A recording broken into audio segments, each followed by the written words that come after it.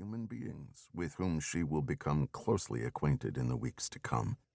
Deeper, the dead are likely mummified, possibly even fleshed, depending on the water content of the grave. Next to the autopsy tent on the other side, tables have been erected in the grass, and at one of them, a woman she recognizes from a previous UN mission is at work reassembling a small skeleton on a black velvet cloth to be photographed. She realizes she's crying. Tears are fine, even healthy in this line of work. Just never on the clock, never in the grave. If you lose control down there, you might never get it back. Approaching footsteps snap her out of her reverie. She wipes her face and looks up, sees Sam coming toward her, the bald and scrawny Australian team leader who always wears a tie, even in the field, his rubber boots swishing through the grass. He plops down beside her, reeking of decomp, rips off the pair of filthy elbow-length gloves and tosses them in the grass. "How many have you taken out so far?" she asks. 29. Mapping system shows 175 still down in there. "What's the demographic? Men, women, children? High-velocity GSWs?" "Yeah. We've collected a ton of 223 Remington casings. But this is another weird one. Same thing we saw in that mass grave in Denver. Maybe you heard about it." "I haven't." "Dismemberment." "Have you determined what was used?" "In most instances, it's not a clean break, like a machete or axe strike. These bones are splintered." "A chainsaw would do that?" "Yeah. So I'm thinking they cut everyone down with AR-15s and then went through with chainsaws, making sure no one crawled out." The blonde hairs on the back of her neck stand erect, a rod of ice descending her spine. The sun burns down out of the bright June sky, more intense for the elevation. Snow still lingers above timberline on the distant peaks. "You okay?" Sam asks. "Yeah.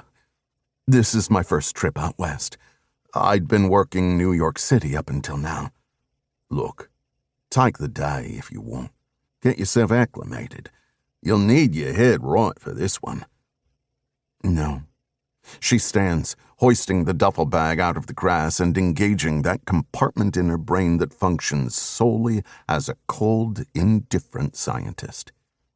"Let's go to work." There is no decent place to stand in a massacre. Leonard Cohen. The president had just finished addressing the nation, and the pundits were back on the airwaves, scrambling, as they had been for the last 3 days, to sort out the chaos. Dee Colclough lay watching it all on a flat screen from a 9th-floor hotel room 10 minutes from home, a sheet twisted between her legs, the air conditioning cool against the sweat on her skin. She looked over at Kiernan, said, "Even the talking heads look scared."